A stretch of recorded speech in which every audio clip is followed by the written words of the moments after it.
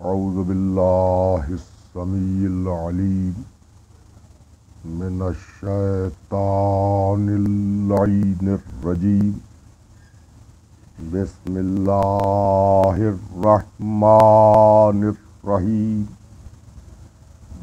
الحمد للہ الملک الحق المبین المتصاغر لعظمته جبابرة الطاغين المتخاضع لكبريائه عطاة المتمردين المعترف بربوبيته سائر الخلق أجمعين والصلاة والسلام والتحية والإكرام على رف النبيين وخاتم المرسلين سيدنا ومولانا أبي القاسم محمد وأهل بيته الطيبين الطاهرين المعصومين المظلومين أما بعد فقد قال الله سبحانه وتعالى في محكم كتابه المبين بسم الله الرحمن الرحيم يسبح لله ما في السماوات وما في الأرض الملك القدوس العزيز الحكيم هو الذي بعث في الأميين رسولا منهم يتلو عليهم آياته ويزكيهم ويعلمهم الكتاب والحكمة وَإِن كَانُوا مِن قَبْلُ لَفِي ضَلَالٍ مُبِينٍ وَآخَرِينَ مِنْهُمْ لَمَّا يَلْحَقُوا بِهِمْ وَهُوَ الْعَزِيزُ الْحَكِيمُ صلوات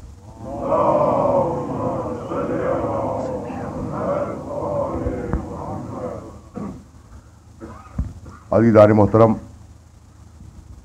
ان آیات کے ذیل میں ہم نے جس سلسلہ گفتگو کا آغاز کیا تھا وہ سلسلہ گفتگو اپنے آخری مرحلے میں داخل ہو گیا۔ میں آپ کا شکر گزار ہوں کہ آپ نے اپنے مشاغل سے چند گھنٹے مجھے عطا کیے، اور میں بانیان مجالس کا بھی شکر گزار ہوں کہ انہوں نے مجھے ایک موقع فراہم کیا کہ میں آپ کی خدمت میں حاضری دے سکوں۔ پچھلی ساری تقریروں کا خلاصہ یہ ہے کہ کائنات کا ذرہ ذرہ اللہ کی تسبیح کر رہا ہے۔ تسبیح کرنے کا مطلب یہ نہیں ہے کہ ہاتھ میں تسبیح لے کر سبحان اللہ کہہ رہا ہے، بلکہ تسبیح کے معنی بے عیبی کو بیان کرنا، کمال کو بیان کرنا، اور اس بات کا اعلان کرنا کہ خدا ہر عیب سے بلند اور ہر عیب سے پاک ہے۔ جیسا کہ میں نے پہلی گفتگو میں عرض کیا تھا کہ دنیا کا ہر اثر اپنے سبب کے کمال پر دلیل ہوتا ہے۔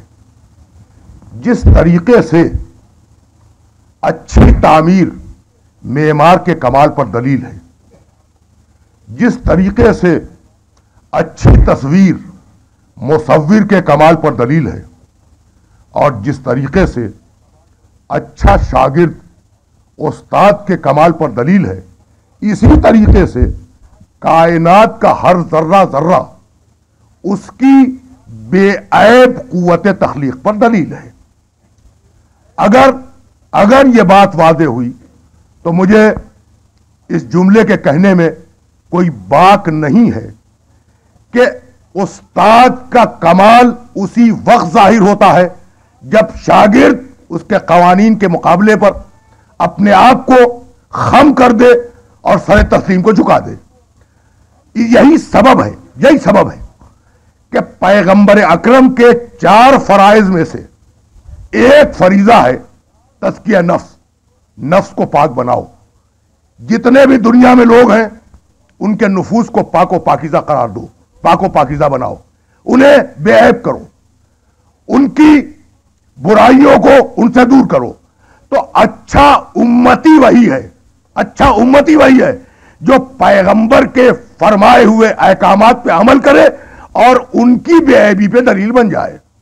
یہی سبب ہے کہ ایک شخص آیا امام جعفر صادق علیہ الصلوۃ والسلام کی خدمت میں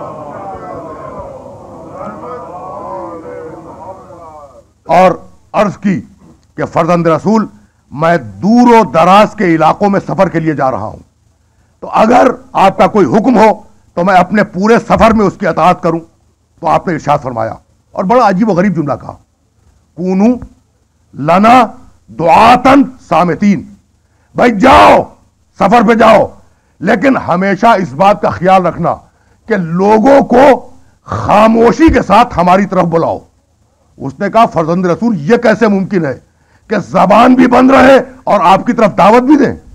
تو آپ نے بے اختیار فرمایا کہ بھائی ہماری طرف لوگوں کو دعوت دو, بلاؤ, لیکن زبان استعمال نہ ہو. کہا یہ کیسے ممکن ہے؟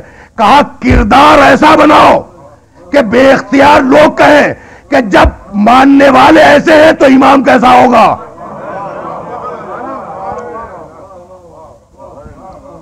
جب ماننے والے ایسے ہیں تو ان کا امام کیسا ہوگا.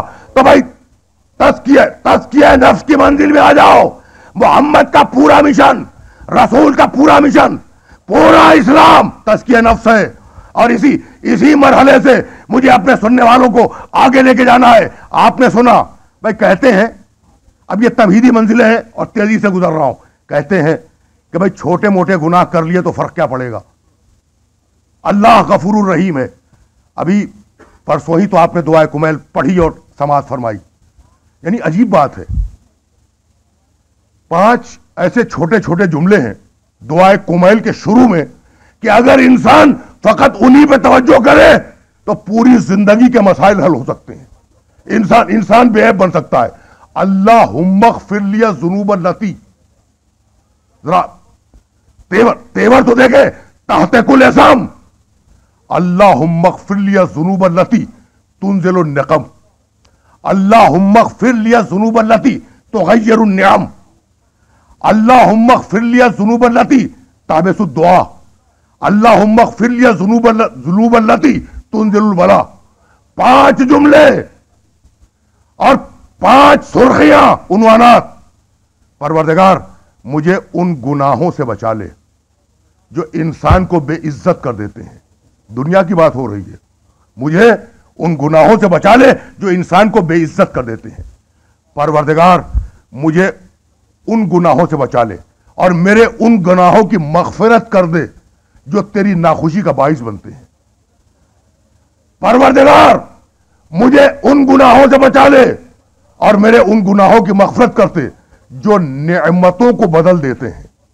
اچھی رہائش, اچھا گھر, اچھی خوراک, اچھا لباس, اچھی زندگی, یہ نعمتیں ہیں نا. دنیا میں گناہ ایسے ہیں جو نعمتوں کو تبدیل کر دیتے ہیں. تو پروردگار مجھے ان سے بچا لے اور ایسے گناہ اگر سرزد ہو گئے ہو تو ان کی مغفرت فرما. پروردگار ایسے گناہوں کی مغفرت کر دے اور ایسے گناہوں سے بچا لے جو دعاؤں کو تیری بارگاہ تک پہنچنے سے روک دیتے ہیں. یہ کتنی عجیب بات ہے. پروردگار ان گناہوں کی مغفرت کر دے اور ان گناہوں سے بچا لے جو بلاؤں کے نازل ہونے کا سبب بن جاتے ہیں. تو ایسا نہیں ہے کہ گناہ کر کے زندگی اچھی گزر جائے. گناہ کر کے بھی زندگی میں مبتلا, آخرت میں مبتلا. بھائی عجیب بات یہ, اور اس جملے کو اپنے ذہنوں کے اندر محفوظ رکھے. اسی دعائے کمیل میں آگے بڑھ کر پروردگار نے آواز دی, کم من ثناء جمیل لست اہلا لہ نشرتہ. پروردگار کتنی ایسی نیکیاں ہیں کہ میں ان کا اہل نہیں تھا، اس کے باوجود معاشرے میں تو نے میری ان نیکیوں کو شہرت دی. اور عجیب بات یہ، کم من قبیح سترتہ، پروردگار کتنی ایسی برائیاں ہیں کہ جن پر تو نے اپنی رحمت کا سایہ ڈالا ہوا ہے اور تو نے چھپایا ہوا ہے. خدا کی قسم ستار العیوب ہے اللہ. اور اگر ستار العیوب سمجھ میں آ جائے تو میرا آج کا مشن مکمل ہو گیا. کم من قبیح سترتہ، کتنی ایسی برائیاں ہیں جو میں کر رہا ہوں اور تو نے ان برائیوں پہ پردہ ڈالا ہوا ہے. خدا کی قسم اللہ کا ستار العیوب ہونا معاشرے کے لیے سب سے بڑی نعمت ہے. اگر عیبوں سے پردے اٹھ جائیں تو خدا کی قسم باپ کو بیٹے سے نفرت ہو جائے، بیٹے کو باپ سے نفرت ہو جائے، بھائی کو بھائی سے نفرت ہو جائے، دوست کو دوست سے نفرت ہو جائے. لیکن اتنا رحیم ہے، اتنا رحمان ہے، اتنا ستار العیوب ہے کہ معاشرہ بکھرنے نہ پائے، معاشرہ بکھرنے نہ پائے. عیبوں پہ پردے ڈال دیے اس لیے کہ پروردگار یہ چاہتا ہے کہ معاشرہ مضبوط ہو. اگر یہ بات واضح ہوئی تو جملہ عرض کروں، پروردگار کی خواہش ہے کہ انسانوں کا معاشرہ مضبوط ہو. یہ جملہ کیوں کہہ رہا ہوں بھائی؟ عجیب بات ہے. میں نے آپ کی خدمت پہ عرض کیا کہ پروردگار نے جانوروں کو عقل عطا نہیں کی، جانوروں کو شعور نہیں دیا، انسان کو شعور دیا. اب دیکھیے آخری گفتگو ہے اور آخری گفتگو میں کچھ مسائل کی تلخیص پیش کر رہا ہوں.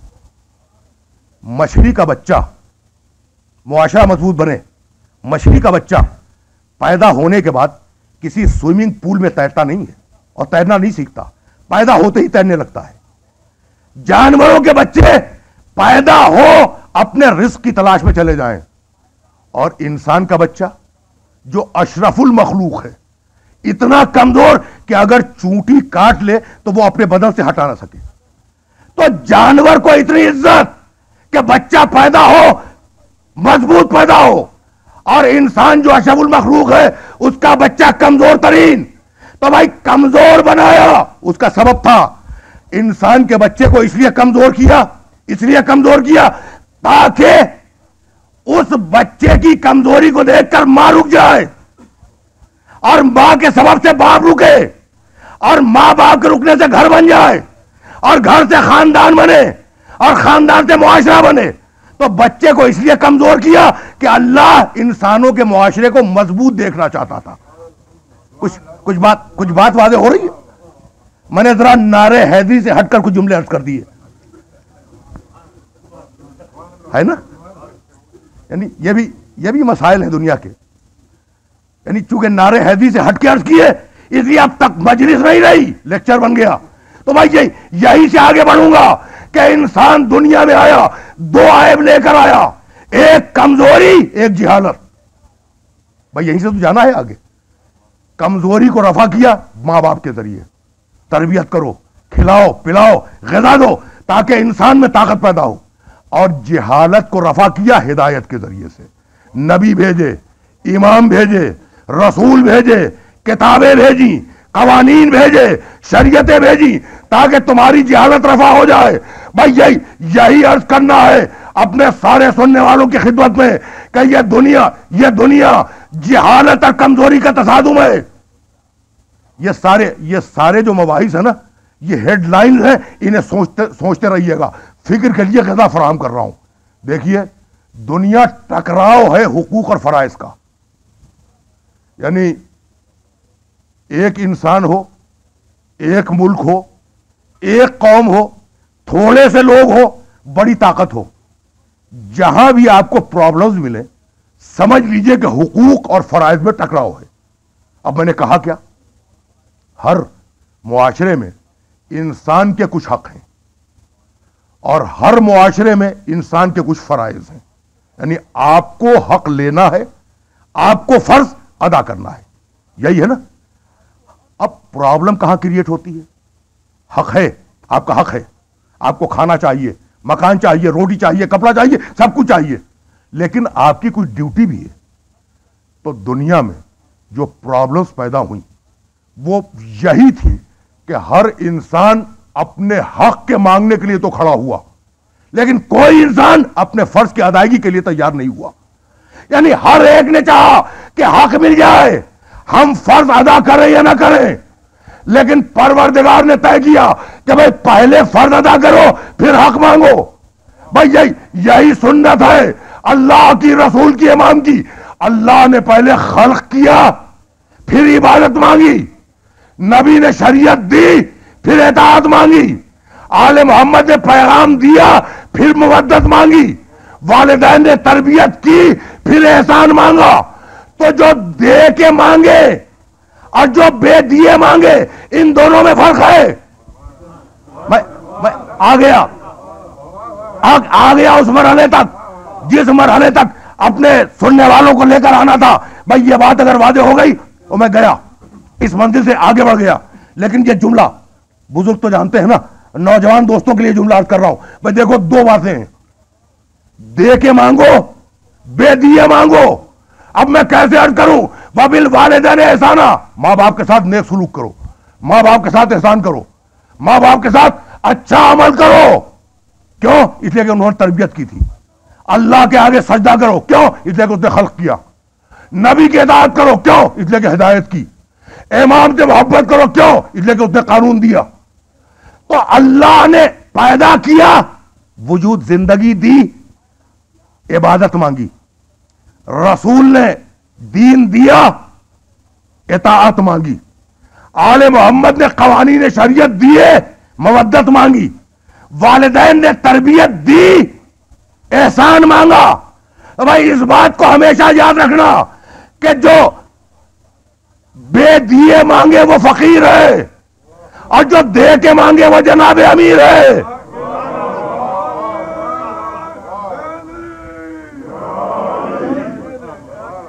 حقوق اور فرائض کا تصادم ہے. اب یہیں سے اپنے سننے والوں کو ایک دوسرے مرحلے میں لے جانا چاہ رہا ہوں. بھائی قرآن نے آواز دی کہ بھائی اپنے فرض کو ادا کرو پھر اپنے حق کو مانگو. اور دیکھو اس کا حق یہ ہے کہ اس کی بارگاہ میں شکر ادا کرو. واللہ، سورہ نحل، قرآن مجید کا 16واں سورہ. اب دیکھیے میں نے توحید ختم کر دی، واللہ. لیکن میں چاہوں گا کہ میرے سننے والے ان آیتوں کو ذہن میں محفوظ کریں. واللہ اخرجکم من بطون امہاتکم لا تعلمون شیئا وجعل لکم السمع والابصار والافئدۃ لعلکم تشکرون.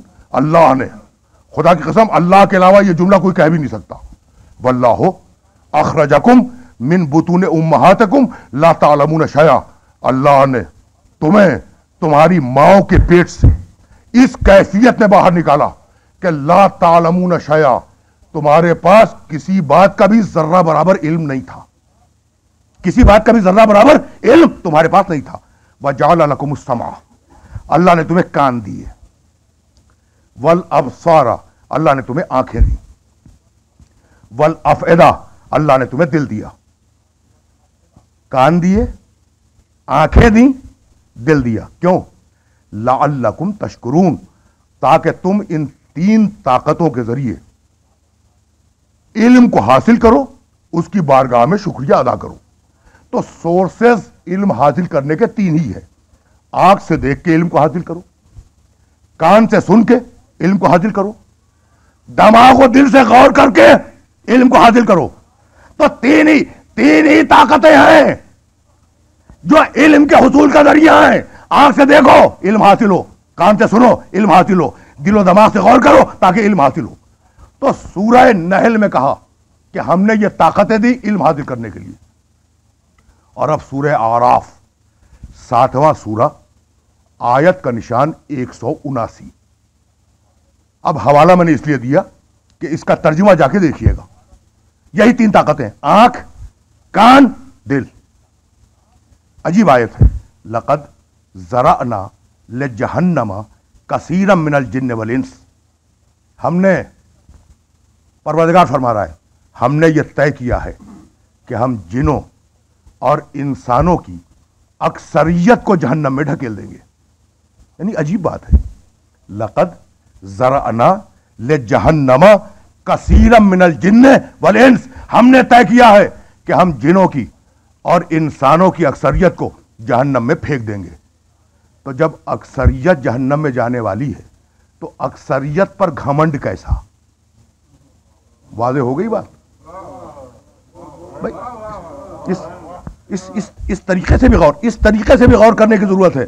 لقد ذرانا لجہنم کثیرا من الجن والانس، ہم نے طے کیا ہے کہ ہم جنوں اور انسانوں کی اکثریت کو جہنم میں ڈھکیل دیں گے. بھائی کیوں؟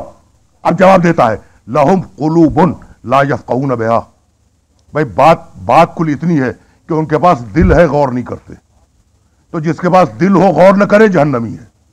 لہم اعین لا یبصرون بہا، ان کے پاس آنکھیں ہیں دیکھتے نہیں ہیں. دل ہے غور نہیں کرتے، آنکھیں ہیں دیکھتے نہیں ہیں. لہم آذان لا یسمعون بہا، کان ہیں سنتے نہیں ہیں. اولئک کالانعام، یہ لوگ مویشیوں کی طرح ہیں، جانوروں کی طرح ہیں. بل ہم اضل، اس سے بھی بدتر ہیں. اولئک ہم الغافلون، سچے غافل وہی ہیں کہ جو آنکھ رکھ کے نہ دیکھیں، کان رکھ کے نہ سنیں، دل رکھ کے غور نہ کریں، توجہات مبذول رہیں. اب یہ کیسے ممکن ہے عزیزان محترم کہ انسان کی آنکھیں ہوں، صحیح ہوں، کھلی بھی ہوئی ہوں اور نہ دیکھیں؟ ممکن ہے؟ یعنی سوچنے والی بات ہے. اب جو حضرات تشریف فرما ہے اس مجلس میں، وہ سننا چاہیں یا سننا نہ چاہیں، اگر کان صحیح کام کر رہے ہیں تو سنیں گے، جھک مار کے سنیں گے. یعنی ہے یا نہیں؟ اچھا آنکھیں اگر کھلی ہوئی ہیں اور صحیح ہے تو آدمی دیکھنا چاہے یا دیکھنا نہ چاہے دیکھے گا. لیکن قرآن کیا کہہ رہا ہے کہ آنکھ ہے دیکھتے نہیں ہیں. بھئی کیسے ممکن ہے کہ آنکھ ہو نہ دیکھے، کان ہو سنتے نہیں ہیں؟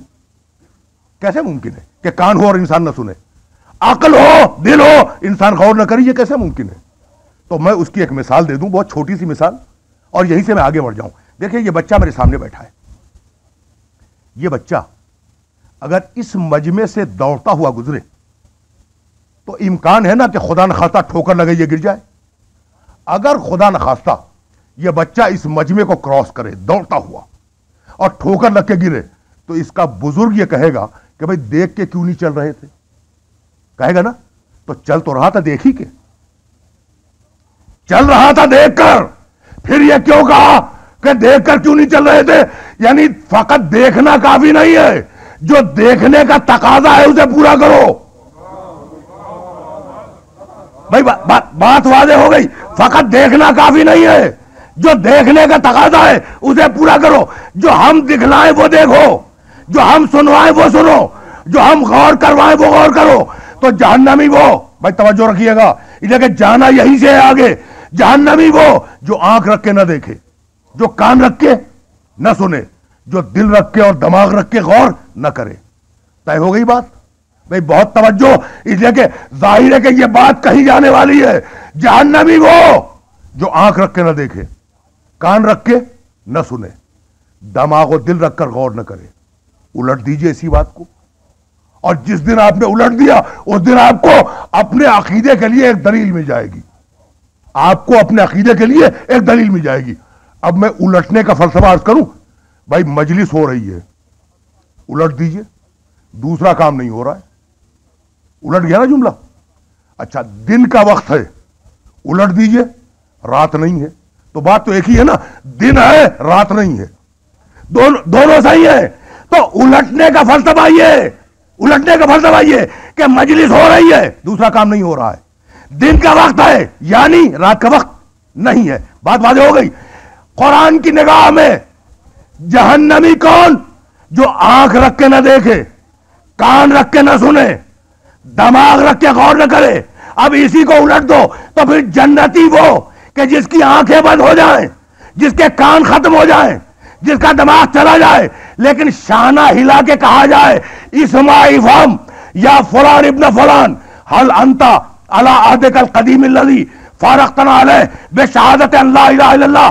بھائی مردے کو ہلا کے کہا کہ سن اور سمجھ. بھائی کچھ بات واضح ہوئی.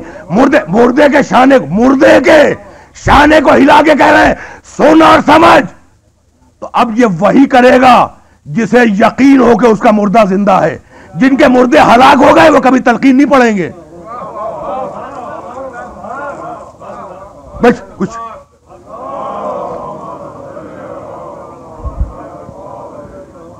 بہت بہت آسانی اور بہت سہولت کے ساتھ ان مراحل سے گزرنا چاہ رہا ہوں. بھائی آنکھ ہو دیکھو، کان ہو سنو، دل ہو اور دماغ ہو غور کرو. بات واضح ہوئی؟ تو اب یہ ساری تمہید ایک جملے کے لیے تھی. آنکھ سے علم کو حاصل کرو، کان سے سن کے علم کو حاصل کرو، دماغ سے اور دل سے غور کر کے علم کو حاصل کرو. طے ہو گئی بات. اب اگر محمد رسول اللہ آنکھ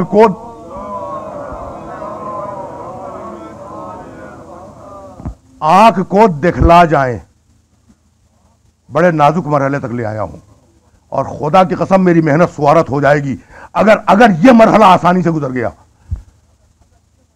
آنکھ سے دیکھو علم کو حاصل کرو، کان سے سنو علم کو حاصل کرو، دل و دماغ سے غور کرو علم کو حاصل کرو. تو تین ہے نا ذریعے. اب رسول اگر کان کو سنا جائیں تو قیامت میں آنکھ کہے گی مجھے دکھلایا نہیں تھا، دل کہے گا مجھ سے غور نہیں کروایا. یہی ہوگا نا. اچھا، رسول اگر آنکھ کو دکھلا جائیں تو قیامت کا دن کان کہہ دے گا مجھے سنایا نہیں تھا، دل کہے گا، دماغ کہے گا مجھے غور نہیں کروایا تھا. رسول اگر فقط دماغ کو دے جائیں کوئی پیغام تو دماغ کہہ دے گا ہاں مجھ تک پیغام آیا، آنکھ کہے گی مجھے دکھلایا نہیں تھا، کان کہے گا مجھے سنوایا نہیں تھا. تو اب رسول پر واجب ہے، توجہ رکھیے گا، اب رسول پر واجب ہے کہ وہ آنکھ کو دکھلائے، کان کو سنائے، دل و دماغ کو غور کروائے. یہی سبب ہے کہ آخری اتمام حجت کی منزل پر علی کو ہاتھوں پہ اٹھایا تاکہ آنکھیں دیکھے. بھائی بات پہنچ گئی؟ نہیں اور آسان کر دوں تاکہ بچے بھی سمجھ لیں. بھائی غدیر میں علی کو اٹھایا تاکہ آنکھیں دیکھیں اور زبان سے کہا من کن تو مولا ہو فہذا علی مولا تاکہ کان سن لے. تو آنکھوں کو دکھلایا، کانوں کو سنوایا اور اس کے بعد بوڑھے محمد نے جوان علی کو کھڑا کیا اور کھڑا کرنے کے بعد اپنے ہاتھوں کو بلند کیا اور کہنے لگے اللہم وال من والا ہو وعاد من آدھا ہو وانصر من نصرہ ہو واخذل من خذلہ ہو. پروردگار اس سے محبت کر جو اس سے محبت کرے. بھائی آنکھ کو دکھلا چکے، آنکھ کو غدیر خم کے موقع پر دکھلا چکے، کان کو جملہ سنا چکے من کن تو مولا فہذا علی مولا. اب کہہ رہے ہیں پروردگار اس سے محبت کر جو اس سے محبت کرے، اس سے دشمنی کر جو اس سے دشمنی کرے، اس کی مدد کر جو اس کی مدد کرے، اسے ذلیل کر دے جو اسے چھوڑ دے. بھائی ان جملوں کی ضرورت کیا تھی؟ تو یہ دل و دماغ کو غور کروایا کہ اگر دماغ ہو تو قیامت تک ان جملوں پہ غور کرتے جانا. ایک نعرہ صلوات، یہ ٹف ہے میرے لیے بہت، یہ مجلس سے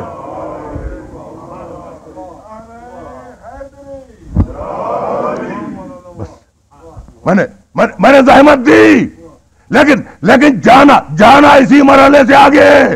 بھائی چلا قافلہ، کچھ تھوڑا سا مسائل کو آسانی کے ساتھ بیان کرنا ہے. قافلہ چلا، غدیر خم کی منزل پہ آیا. وہ اللہ جو کبھی رسول کو طٰہٰ کہے، کبھی یاسین کہے، کبھی مزمل کہے، کبھی مدثر کہے، پیار سے بات کرے، وہ اللہ کہہ رہا ہے یا ایھا الرسول بلغ، رسول پہنچا دو، اس پیغام کو پہنچاؤ. غدیر کی آیت ہے نا، پہنچاؤ اس پیغام کو جو تم پر پہلے ہی نازل ہو چکا ہے. اور سنو رسول، اگر تم نے وہ پیغام نہیں پہنچایا، اب آپ سب جانتے ہیں کہ وہ پیغام کون سا ہے، اگر تم نے وہ پیغام نہیں پہنچایا فما بلغت رسالتہ، تو تم نے رسالت نہیں پہنچائی. اب یہاں روک لیا میں نے اپنے سارے سننے والوں کو. آیت آئی، کہنے لگے بلال حبشی سے کہ بلال ایسا کرو کہ بہت اہم پیغام مجھے دینا ہے، جو آگے بڑھ گئے ہیں ان سے کہو فوراً پیچھے پلٹیں، جو پیچھے رہ گئے ہیں، ہزاروں مرتبہ سنا ہوگا آپ نے، انٹرپریٹیشن دے رہا ہوں، جو پیچھے رہ گئے ہیں ان سے کہو فوراً آئیں، اور جو ہیں ان سے کہو فوراً بیٹھ جائیں. یہ فوراً کی شرط تو دیکھیں، جو ہیں وہ فوراً بیٹھ جائیں، جو ہیں وہ فوراً بیٹھ جائیں، جو آگے چلے گئے ہیں وہ فوراً پلٹیں، جو پیچھے رہ گئے ہیں वो फौरन आए, सामने है बैठ जाएं, आगे वाले वापस आए, पीछे वाले तेजी के साथ आए। यानी अब इसमें इशारा कर दिया पैगंबर ने कि अब ऐसा पैगाम देने वाला हूं कि जिसका ताल्लुक किसी एक जमाने से नहीं होगा, माजी, हाल और मुस्तकबिल तीनों पे मुहित होगा। अब ऐसा पैगाम देने वाला हूं कि उसका ताल्लुक किसी एक जमाने से नहीं, माजी, हाल और मुस्तकबिल तीनों पे मुहित होगा। आए लोग जब जमा हो गए ना, एक से एक बड़ा जलीलुल कद्र इस्लाम लाने वाला, जब सारे के सारे जमा हुए तो एक मर्तबा आवाज दी कि भाई सुनो, मेंबर लाओ, मेंबर लाओ, मुझे एक खुतबा देना है, मुझे एक अहम बात कहनी है, मेंबर लाओ।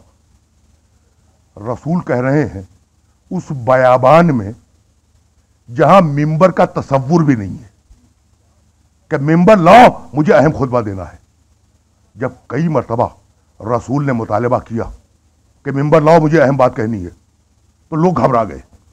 कोई जलीलुल कद्र बुजुर्ग आगे बढ़े और कहने लगे, या रसूल अल्लाह, इस बयाबान में, इस मैदान में जहां हम शहर से कोसों दूर हैं, आपके लिए मिंबर कहां से लाएं?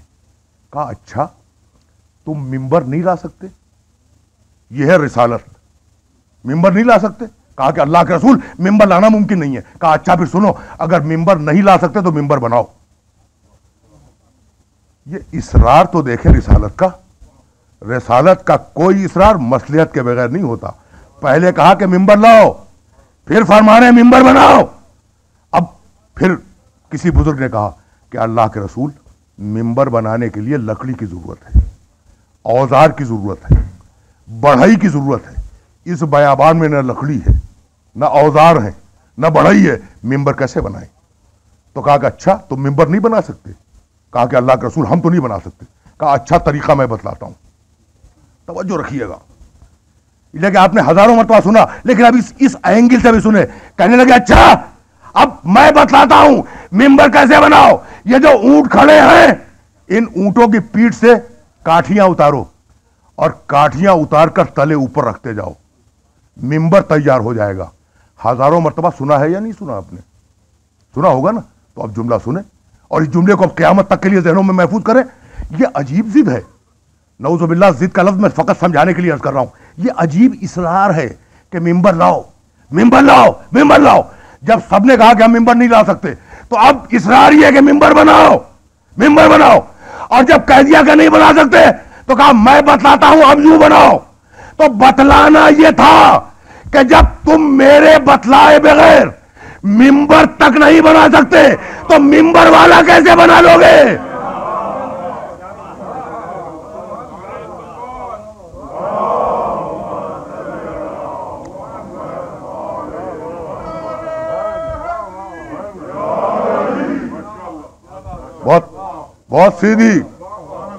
बहुत सीधी और बहुत आसान बात अपने सुनने वालों की खिदमत में कर रहा हूं। जब मेरे बतलाए बगैर तुम मिंबर नहीं बना सकते, तो मिंबर वाला क्या खाक बनाओगे?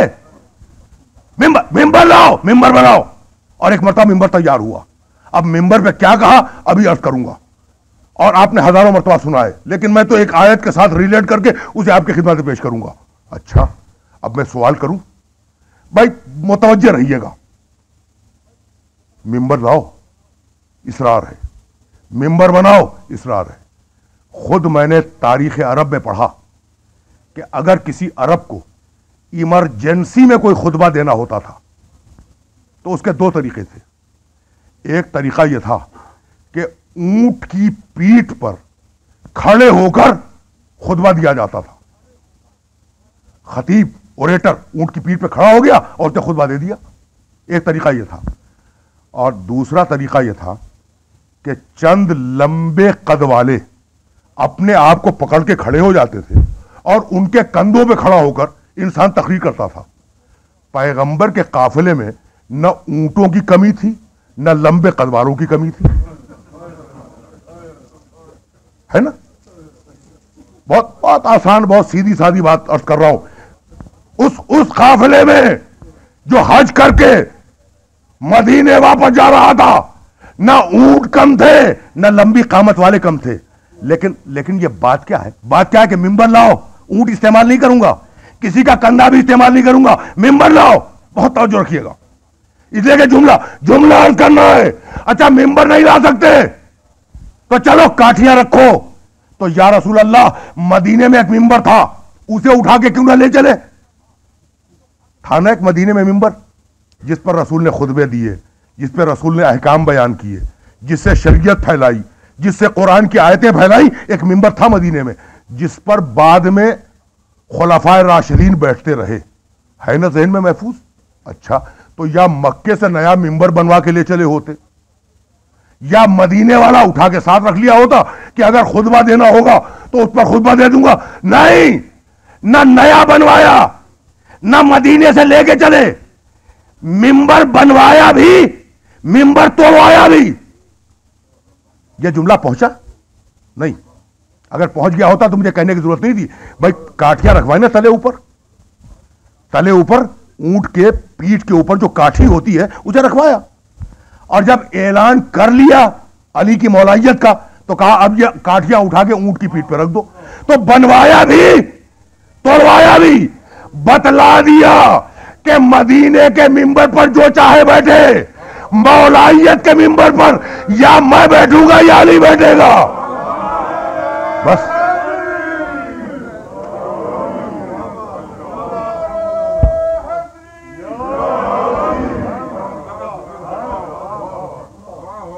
عجیب عجیب عجیب مراحل فکر کے اور عجیب رخ سے غور کروانا چاہ رہا ہوں اپنے سننے والوں کو. بھائی ہزار مرتبہ آپ نے سنا ہے, لیکن اب اس طریقے سے بھی سنیں جس طریقے سے عرض کرنے جا رہا ہوں. بھائی مولائیت کے ممبر پر میں بیٹھوں گا یا علی بیٹھے گا.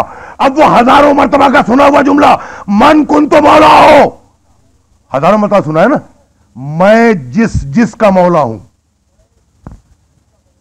بھئی یہ ہے وہ منزل جہاں آج کی حد تک میں روکنا چاہ رہا ہوں اپنے سارے سننے والوں کو. من کن تو مولا ہو فہذا علی مولا.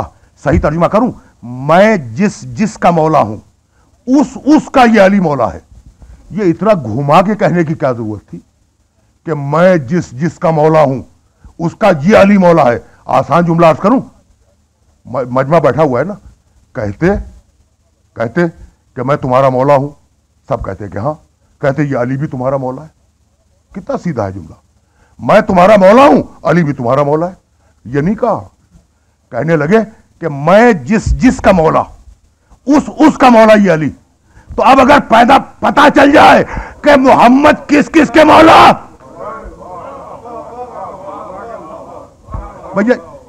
یہی تو وہ مسئلہ ہے جہاں اپنے سننے والوں کو روکنا چاہ رہا ہوں. اگر پتا چل جائے کہ محمد کس کے مولا تو پتا چل جائے گا کہ علی بھی اس کا مولا. پتا چل جائے گا نا. تو اب قرآن سے پوچھیں قرآن بتلائے محمد کس کے مولا. تو اب عرض کروں, جا کے دیکھیے گا سورہ آل عمران, قرآن مجید کا 30واں سورہ, آیت کا نشان 81. یعنی اگر بسم اللہ سے جوڑیں گے تو 81, بسم اللہ چھوڑ کے جوڑیں تو 80. لمبی آیت ہے, ٹھنڈے دل سے ترجمہ سنیے گا, اس لیے کہ مقام محمد عربی میں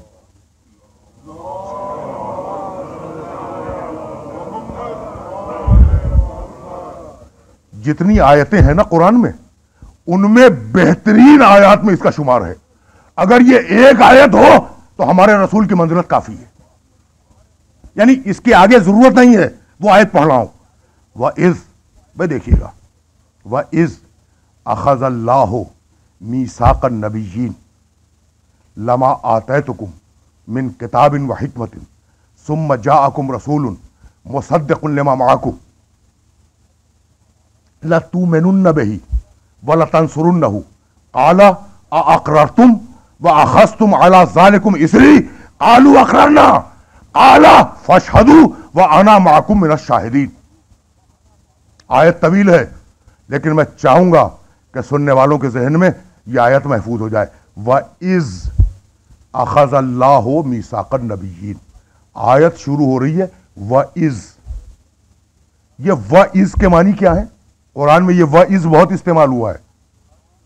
وَإِذْ قَالَ رَبُّكَ لِلْمَلَائِكَةِ, وہ اس کے معنی اس وقت کو یاد کرو، اس وقت کو یاد کرو جب اللہ نے انبیاء سے عہد لیا کہ تمہیں کتاب دوں گا، تمہیں حکمت دوں گا، کتاب و حکمت دے کر تمہیں دنیا میں بھیج دوں گا۔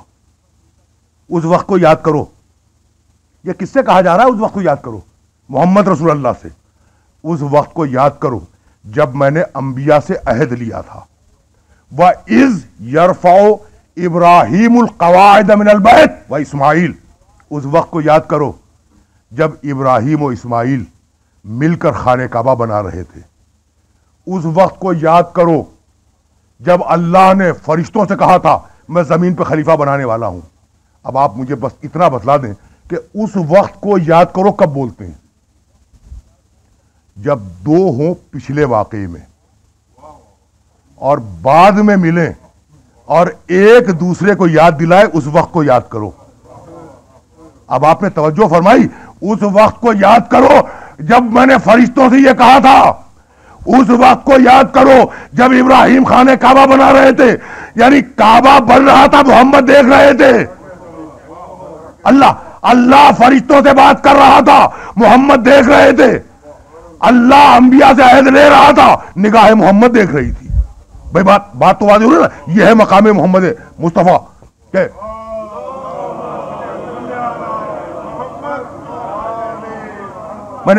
میں نے زحمت دی، تقریر اپنے آخری مرحلوں میں بہت آہستہ آہستہ داخل ہونے والی ہے۔ وَإِذْ، بھائی یہی تو پالیسی ہے ساری۔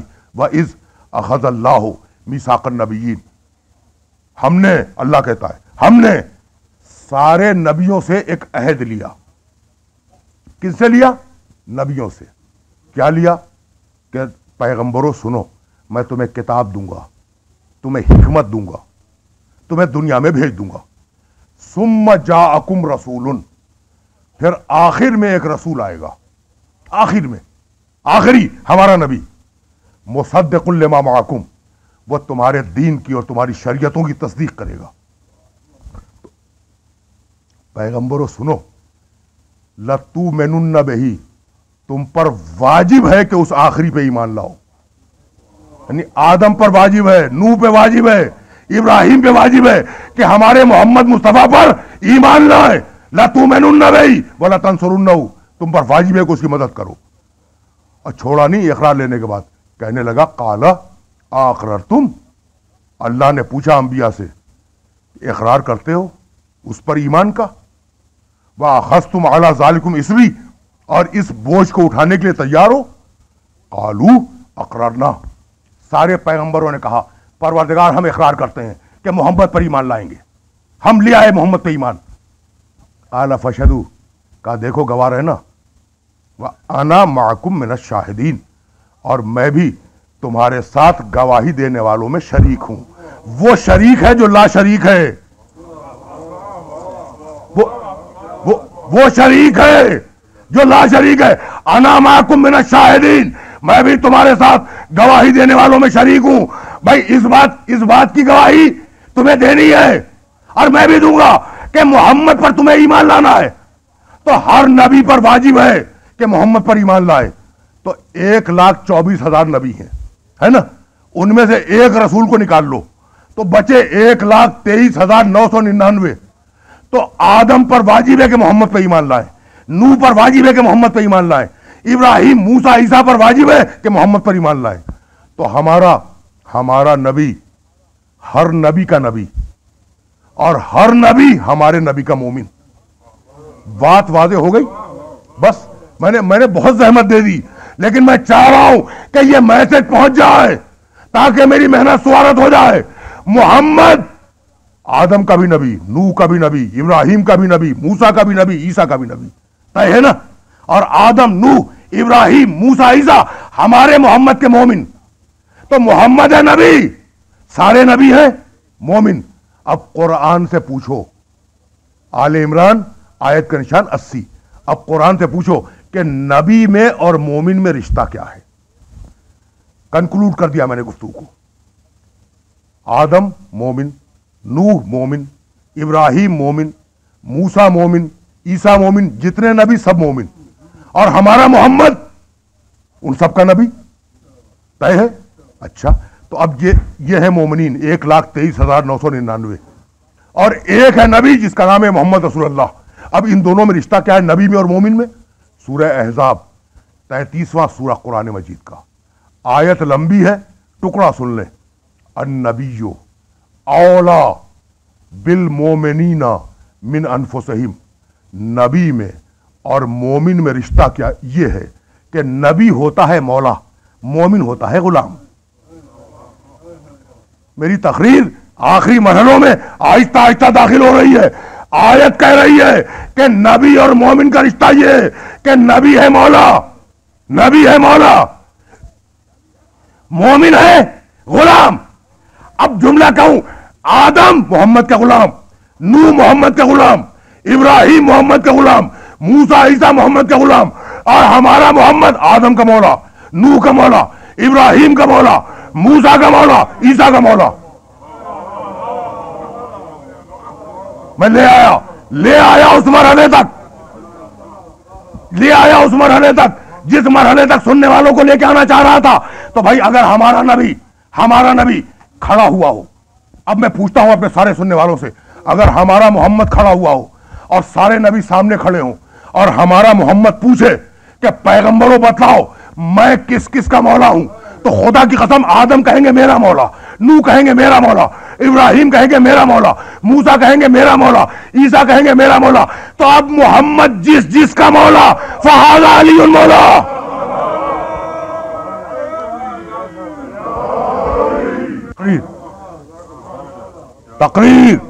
تقریر آخری مرحلوں میں داخل ہو گئی. بھائی من کن تو مولا ہو فہذا علی المولا, بات واضح ہو گئی نا. اب رسول جس کا مولا, محمد جس کا مولا فہذا علی المولا. تو اس اہم پیغام کے لیے پروردگار نے آواز دی وَإِن لَمْ تَفْعَلْ فَمَا بَلَّغْتَ رِسَالَتَهُ. حبیب اگر تم نے وہ نہیں پہنچایا تو تم نے رسالت نہیں پہنچائی. اب میں پوچھوں, بلا تفریق مذہب و ملت پوچھ رہا ہوں, ایک ایک سننے والے سے پوچھ رہا ہوں, بھائی آیت ہے قرآن کی, حبیب اگر تم نے وہ نہیں پہنچایا تو کچھ نہیں پہنچایا, رسالت نہیں پہنچائی. اب ہاتھ جوڑ کے اپنے سارے سننے والوں سے ایک سوال کرنا چاہ رہا ہوں کہ بھائی بس اتنا بتلا دو کہ اگر رسول وہ نہ پہنچاتے تو رسول رہتے. آیت کہہ رہی ہے وَإِن لَمْ تَفْعَلْ فَمَا بَلَّغْتَ رِسَالَتَهُ. اگر تم نے وہ نہیں پہنچایا تو رسالت نہیں پہنچائی, نماز نہیں پہنچائی, روزہ نہیں پہنچایا, حج نہیں پہنچایا, کچھ نہیں پہنچایا, قرآن نہیں پہنچایا. وَإِن لَمْ تَفْعَلْ فَمَا بَلَّغْتَ رِسَالَتَهُ. حبیب اگر تم نے وہ نہیں پہنچایا, وہ تو ذہن میں ہے نا, من کن تو مولا ہو فہذا علی المولا, اگر وہ نہیں پہنچایا تو تم نے رسالت نہیں پہنچائی. تو اب مجھے جملہ کہنے کی اجازت ہے کہ جب اعلان ولایت علی کے بغیر رسول نہ رہے تو مسلمان کیسے رہے گا؟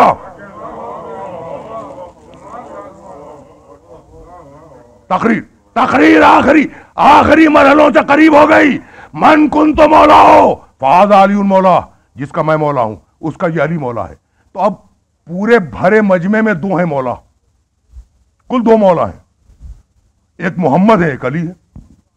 اب الٹ دیجئے وہ جو فلسفہ عرض کر رہا تھا آپ سے کہ الٹنے کی ایک تھیوری ہے نا, بھائی مولا کا اپوزٹ غلام, غلام کا اپوزٹ مولا, تو کل دو ہیں مولا, ایک محمد ایک علی.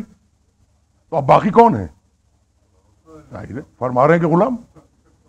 اب بات مکمل ہو گئی. اصل میں مسئلہ یہ کہ میں پوری احتیاط سے بات کرنا چاہ رہا ہوں. بھائی دو ہیں مولا, محمد اور علی, باقی جتنے بھی بیٹھے ہوئے ہیں نا, جو بھی ہوں وہ سب ہیں غلام. اچھا تو اب یہ جو مولا اور غلام ہیں, ایک طرف مولا ہے ایک طرف غلام ہے, ان کو آگے تو جانا ہے نا, تاریخ کو آگے تو جانا ہے. تو مولا وہ جو اعلیٰ بتصرف ہو, جس کا کنٹرول ہو, غلام وہ جو اطاعت کرے. تو نہ مولا غلام ہو سکتا ہے نہ غلام مولا ہو سکتا ہے. یہ ممکن نہیں ہے کہ مولا غلام کی اطاعت کرے، اور یہ ممکن نہیں ہے کہ غلام مولا سے حق اطاعت مانگے۔ تو بھائی مولا رہتے ہوئے اور غلام رہتے ہوئے نہ علی بیعت کر سکتا ہے نہ دوسرا بیعت مانگ سکتا ہے۔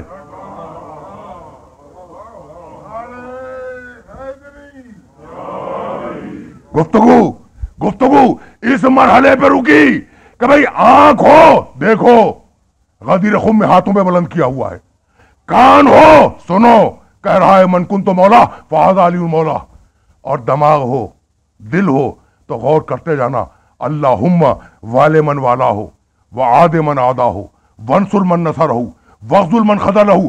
تینوں طاقتوں پہ اتمام حجت کیا۔ آنکھ سے دیکھو، کان سے سنو، دل سے غور کرو۔ سورہ آراف میں کہا ان طاقتوں سے کام نہیں لوگے جہنمی ہو۔ سورہ نحل میں کہا ان طاقتوں کو اس لیے دیا کہ علم کو حاصل کرو۔ اور اب سورہ بنی اسرائیل ان السمع والبصر والفؤاد، بھائی عجیب و غریب آیت ہے۔ کان سے پوچھا جائے گا، آنکھ سے پوچھا جائے گا، دل سے پوچھا جائے گا۔ کس چیز کے بارے میں؟ انہو، اس کے بارے میں۔ مسئولہ، سوال کیا جائے گا۔ بھائی کس کے بارے میں سوال کیا جائے گا؟ آنکھ سے اس کے بارے میں۔ کان سے کس کے بارے میں پوچھا جائے گا؟ اس کے انہو، اس کے بارے میں۔ دل سے کس کے بارے میں پوچھا جائے گا؟ اس کے بارے میں۔ اب اگر میں اپنے سننے والوں سے کہوں کہ جناب آپ کو وہ بات یاد ہے، تو آپ سب میری حماقت پر مہر لگا دیں گے کہ بھئی پہلے وہ بات تو بتلاؤ، پھر اشارہ کرنا کہ وہ بات ہے نا، سیدھی بات۔ تو قرآن کی آیت کہہ رہی ہے کہ آنکھ سے پوچھا جائے گا اس کے بارے میں، کس کے نہیں بتلایا۔ کان سے پوچھا جائے گا اس کے بارے میں، کس کے بارے میں نہیں معلوم۔ دل سے پوچھا جائے گا اس کے بارے میں، کس کے بارے میں نہیں معلوم۔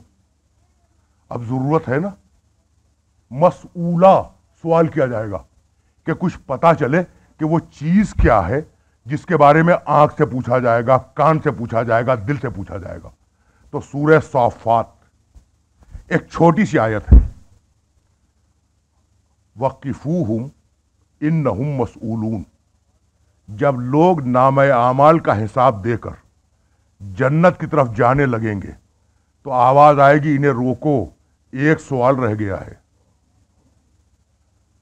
علامہ سدی رحمت اللہ علیہ حضرت ابو ہریرہ رضی اللہ تعالی عنہ کے حوالے سے روایت کرتے ہیں کہ حضرت ابو ہریرہ نے پیغمبر اکرم سے سوال کیا کہ یا رسول اللہ، یہ کون سا سوال ہے جو پورے نامہ اعمال کے کلیئر ہونے کے بعد پوچھا جائے گا کہ روکو، یہ جنت کی طرف کہاں جا رہے ہیں، ابھی ایک سوال رہ گیا ہے۔ تو پیغمبر نے فرمایا، تفسیر در منصور علامہ جلال الدین سیوطی رحمت اللہ علیہ، انہوں نے روایت لکھی ہے، میرے فرقے کی کتاب میں روایت نہیں ہے، کہ جب لوگ پورا نامہ اعمال کلیئر کر کے جنت کی طرف جانے لگیں گے تو آواز آئے گی قفوہم انہم مسئولون، انہیں روکو، ایک سوال کا جواب باقی رہ گیا ہے۔ کہا یا رسول اللہ بس وہ سوال بتلا دیں تاکہ ہم جواب کی تیاری کر لیں۔ رسول مسکرائے اور کہنے لگے کہ بھائی بات یہ ہے کہ آیت میں ایک ٹکڑا محذوف ہے، وَقِفُوهُمْ إِنَّهُمْ مَسْئُولُونَ عَنْ وِلَایَتِ عَلِی ابن ابی طالب۔ انہیں روکو، ان سے یہ پوچھنا باقی ہے کہ علی کی محبت بھی دل میں ہے یا نہیں۔ تقریر تمام ہو گئی، انہیں روکو، ان سے پوچھنا باقی ہے کہ علی کی ولایت بھی قبول ہے یا نہیں۔ بھائی آنکھ سے بھی پوچھا جائے گا، کان سے بھی پوچھا جائے گا، دل سے بھی پوچھا جائے گا۔ آنکھ سے اگر پوچھا نہ جاتا تو لوگ نہ کہتے کہ پیغمبر نے کہا تھا النظر الی وجہ علی عبادہ، علی کے چہرے پر نظر کرنا عبادت ہے۔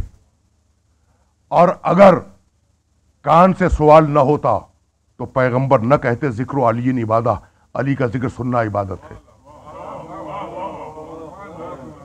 اور اگر دل سے سوال نہ ہوتا تو پیغمبر یہ نہ کہتے کہ حب علی عبادہ، علی کی محبت دل میں رکھنا عبادت ہے۔ تقریر اپنے آخری مرحلے میں داخل ہو گئی۔ ایک صدیق کی روایت ہے، ایک صدیقہ کی روایت ہے، اتنی معتبر روایتیں ہیں، اور کبھی اگر زمانے نے مہلت دی اور حاضر ہو گیا تو تشریحات عرض کروں گا، لیکن بات آج کی حد تک اس منزل پہ اتمام پذیر ہو رہی ہے۔ آنکھ سے کہا علی کو دیکھنا عبادت، کان سے کہا علی کا ذکر سننا عبادت، دل سے کہا علی کی محبت دل میں رکھنا عبادت۔ تقریر تمام ہو گئی۔ آپ یقین کیجئے گا کہ حدیث کی جتنی بھی کتابیں ہیں ان میں ترتیب یہی ہے، ترتیب یہی ہے۔ پہلے رسول نے کہا علی کو دیکھنا عبادت، پھر کہا علی کا ذکر سننا عبادت، پھر فرمایا علی کی محبت دل میں رکھنا عبادت۔ الٹ کے نہیں کہا۔ کہہ سکتے تھے رسول کہ علی کی محبت دل میں رکھنا عبادت ہے، پھر کہتے علی کا ذکر سننا عبادت ہے، پھر کہتے علی کو دیکھنا عبادت ہے۔ جہاں جہاں یہ روایت ملے گی اسی سیکوینس میں ملے گی۔ پہلے کہا علی کو دیکھنا عبادت، پھر کہا علی کا ذکر سننا عبادت، پھر کہا علی کی محبت دل میں رکھنا عبادت۔ اس ترتیب میں علی کے چاہنے والوں کی پوری تاریخ ہے۔ بتلا دیا کہ جب تک علی سامنے رہے دیکھ کے عبادت کرو، جب چلا جائے ذکر کر کے عبادت کرو، اور جب تقیہ آ جائے دل میں محبت رکھ کے عبادت کرو۔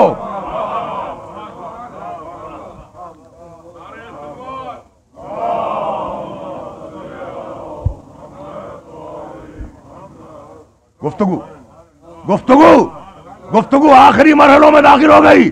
فقط علی نہیں، علی تو ایک سمبل ہے، علی تو ایک شعار ہے، ایک علامت ہے پورے آل محمد کی۔ یعنی علی سے محبت حسن سے محبت ہے، علی سے محبت حسین سے محبت ہے، علی سے محبت رسول سے محبت ہے، علی علامت ہے محبت آل محمد کی۔ بس میری تقریر تمام ہو گئی۔ علی علامت ہے محبت آل محمد کی۔ اب میں کیسے اپنے سننے والوں کی خدمت میں عرض کروں؟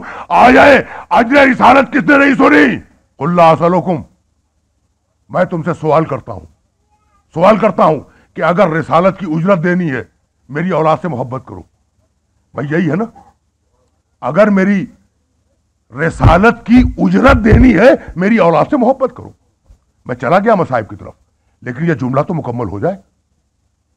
کہنے لگے کہ رسول کی رسالت کی اجرت اور اولاد کی محبت، بھائی کون سے اولاد میں سرخاب کے پر لگے ہوئے تھے؟ خدا کی قسم لکھا ہے مورخین نے اور مفسرین نے، اس لیے جملہ عرض کر رہا ہوں ورنہ کہنے کی ضرورت نہیں تھی۔ کہنے لگے جب میں کہوں نا تو سمجھ لیجیے کتنے علماء ہیں بیک گراؤنڈ میں۔ کہنے لگے کہ کہتے ہیں علی کے چاہنے والے کہ محمد کی اولاد سے محبت کرو۔ بھئی کون سے سرخاب کے پر لگے تھے محمد کی اولاد میں؟ انہوں نے بھی رسول سے دین سیکھا، ہم نے بھی رسول سے دین سیکھا۔ انہوں نے بھی رسول سے نماز روزہ سیکھا، اولاد نے، ہم نے بھی نماز روزہ سیکھا۔ انہوں نے بھی رسول سے شریعت لی، ہم نے بھی شریعت لی۔ انہوں نے بھی قرآن لیا رسول سے، ہم نے بھی رسول سے قرآن لیا۔ تو بھائی ان میں کون سی خاص بات ہے کہ ہم ان سے محبت کریں؟ خدا کی قسم بس توجہ رکھیے گا، تقریر میری تمام ہو گئی۔ اگر یہ آیت غور سے دیکھی جاتی تو سوال کا جواب خود موجود تھا۔ 4 گروہ ہیں اس آیت میں۔ قل لا اسألکم علیہ اجرا الا المودۃ فی القربى، رسول کہہ دو مجھے اجرت نہیں چاہیے، دینی ہے تو قربہ سے محبت کرو۔ 4 پارٹیز ہیں اس میں، اللہ حکم دینے والا، رسول حکم پہنچانے والا، امت اجر دینے والی، قربہ اجر لینے والے۔ بھئی یہ 4 پارٹیز ہیں یا نہیں؟ بس میری بات مکمل ہو گئی۔ اللہ حکم دینے والا، رسول پیغام پہنچانے والا، امت اجرت دینے والی، قربہ اجرت لینے والے۔ تو اگر قربہ نے بھی امت کی طرح دین لیا ہوتا تو وہ اجرت دینے والوں میں ہوتے، لینے والوں میں نہ ہوتے۔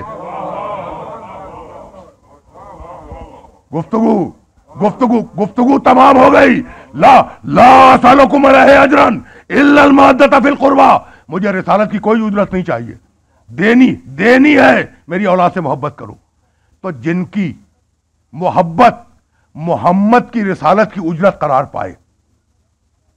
خدا کی قسم جب بھی میں اجر رسالت کی آیت تک پہنچا ہوں مجھے مصائب تک جانے کے لیے ہمیشہ سید سجاد کا ایک جملہ ملا.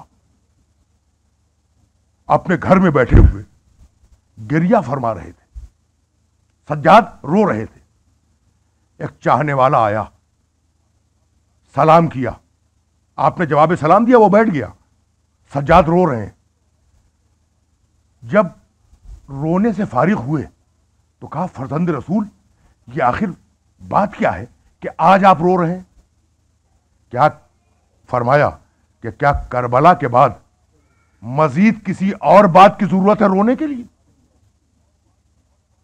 کہا مولا زمانہ گزر گیا کربلا کے واقعے کو, لیکن آپ کا غم اب بھی تازہ ہے. فرمایا کہ یعقوب کا ایک بیٹا یوسف ان کی نگاہوں سے اوجھل ہو گیا تھا. وہ جانتے تھے کہ زندہ ہے, لیکن اتنا روئے کہ آنکھیں سفید ہو گئیں. مجھ سے پوچھتا ہے میری نگاہوں کے سامنے تو 18 جوانان بنی ہاشم ذبح کیے گئے, اور مجھ سے پوچھتا ہے کب تک روئیے گا, کب تک روئیے گا؟ کہا مولا شہادت آپ کے خاندان کی میراث ہے. دیکھیے اب تسلی دے رہا ہے, آنے والا تسلی دے رہا ہے. کہا مولا شہادت آپ کے خاندان کی میراث ہے. بس یہ سننا تھا کہ سید سجاد نے ایک چیخ ماری, اور چیخ مار کر امامہ اتار کے رکھ دیا اور کہا آنے والے تو نے سچ کہا کہ شہادت ہمارے خاندان کی میراث ہے, لیکن کیا یہ بھی ہمارے خاندان کی میراث ہے کہ پھوپھیوں کے سروں سے چادریں چھین لی جائیں؟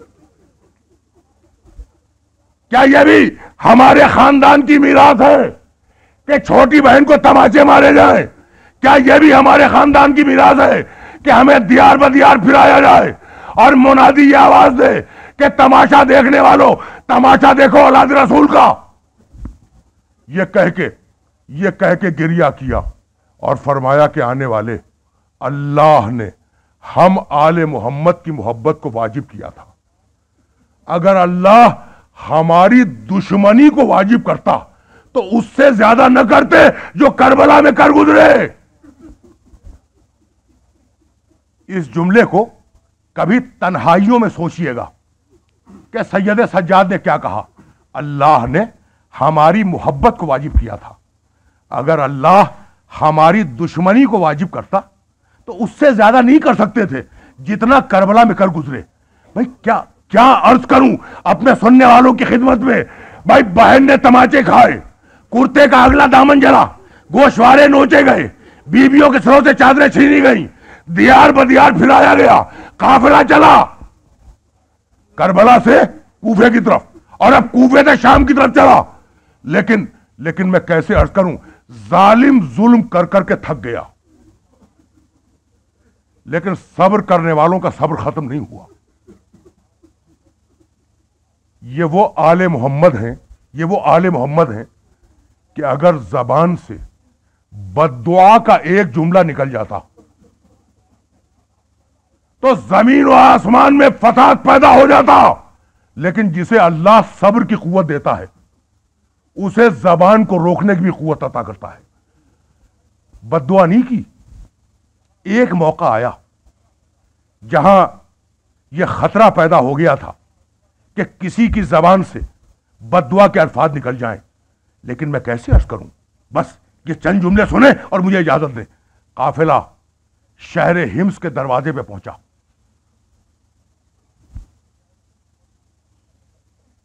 شہر ہمس بند تھا. آپ رو چکے, بس 2-4 جملے سن لیں.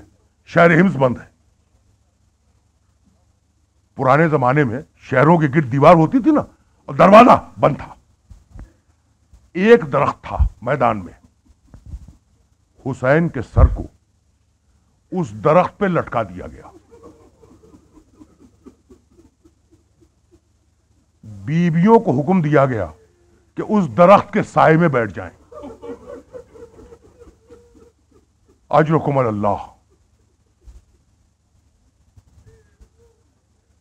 دور خیمے لگے اور ان خیموں میں یزید کی فوج کے سپاہی آرام کرنے چلے گئے. آپ نے سن لیا. حسین کا سر کہاں ہے؟ درخت کی شاخ میں. بیویاں کہاں ہیں؟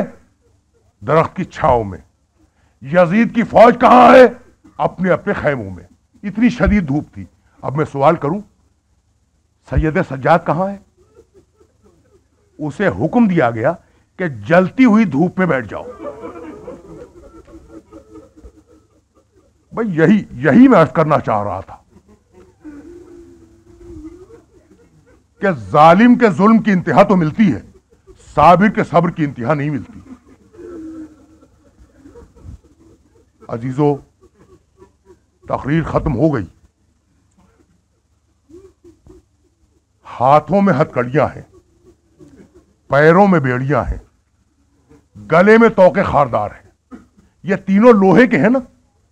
شدید دھوپ میں اگر کسی قیدی کو بٹھا دیا جائے تو لوہا گرم ہوگا یا نہیں؟ اتنا گرم ہوا لوہا، اتنا گرم ہوا کہ سجاد کے جسم پر چھالے پڑنے لگے. دو جملوں کی زحمت ہے، دو جملوں کی، چھالے پڑنے لگے. سجاد ایک مرتبہ اٹھے اور اٹھ کر ایک خیمے کی چھاؤں میں جا کر بیٹھ گئے. اس خیمے کے اندر یزید کی فوج کا کوئی سردار تھا. اس کے کانوں میں زنجیروں کی جھنکاروں کی آواز آئی. اس نے اپنے غلام کو بلایا، پوچھا یہ بتلاؤ کہ یہ زنجیروں کی جھنکار کی آواز کیسی آ رہی ہے؟ غلام نے کہا کہ امیر، وہ قیدی جو دھوپ میں بیٹھا تھا اس کی ہتھکڑیاں اتنی گرم ہوئیں کہ اب وہ دھوپ میں نہیں بیٹھ سکتا، وہ چھاؤں میں آ کے بیٹھ گیا ہے. جملہ سنیں گے؟ سردار نے کہا نہیں، اس قیدی سے کہو پھر جا کے دھوپ میں بیٹھے. اجرکم اللہ. اس قیدی سے کہو پھر جا کے دھوپ میں بیٹھے. غلام نے آگے کہا کہ میرا سردار راضی نہیں ہے کہ تم خیمے کی چھاؤں میں بیٹھو. سجاد نے سر کو بلند کیا، کہا اپنے سردار سے جا کے کہہ دو کہ میں تمہارے خیمے میں تو داخل نہیں ہو رہا ہوں، میری ہتھکڑیاں گرم ہو گئی ہیں، جب ٹھنڈی ہو جائیں گی میں خود دھوپ میں چلا جاؤں گا. غلام نے سردار تک یہ جملہ پہنچایا. اب میں کیسے اپنے سننے والوں کی خدمت میں عرض کروں.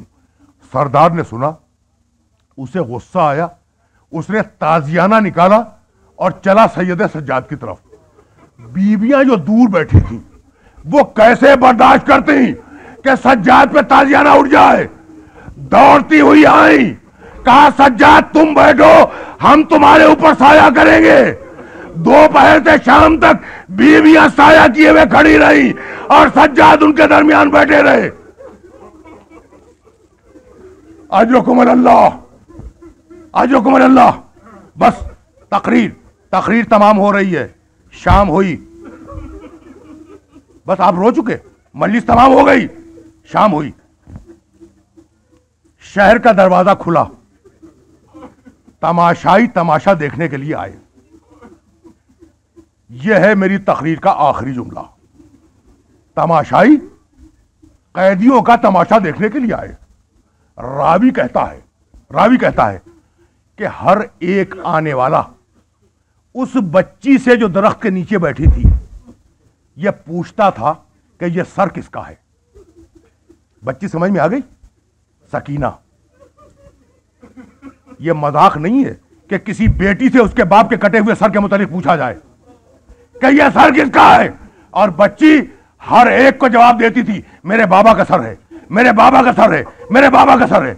ایک مرتبہ ایک بچے نے ایک پتھر اٹھایا اور پھینکا حسین کے سر کی طرف. راوی کہتا ہے کہ ادھر پتھر چلا حسین کے سر کی طرف، ادھر زینب نے اپنا سر زمین پہ مارا. اجرکم اللہ. تقریر تمام ہو گئی. زینب نے اپنا سر زمین پہ مارا اور اس کے بعد سر اٹھایا اور کہا رقیہ، سکینہ، ام فروہ، ام کلثوم، اب یہ امت زندہ رہنے کے قابل نہیں ہے. میں بد دعا کرتی ہوں، تم سب مل کر آمین کہو.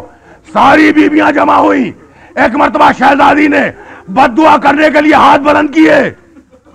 ابھی بد دعا نہیں کی تھی کہ ایک مرتبہ زنجیروں کی آواز کان میں آئی. دیکھا کہ سجاد کھڑے ہیں، کہا بیٹا کیا بات ہے؟ کہا بھوبی اماں بد دعا کرنے سے پہلے ذرا بابا کے سر کی طرف دیکھ لیں۔ اب جو سجاد نے نگاہ کی تو دیکھا حسین کی پیشانی سے خون جاری ہے اور زبان پہ ایک جملہ ہے، زینب یہ میرے نانا کی امت ہے، زینب خدا کے لیے اس کے لیے بد دعا نہ کر۔ وَسَيَعْلَمُ الَّذِينَ ظَلَمُوا أَيَّ مُنْقَلَبٍ يَنْقَلِبُونَ رَبَّنَا تَقَبَّلْ مِنَّا إِنَّكَ أَنْتَ السَّمِيعُ الْعَلِيمُ۔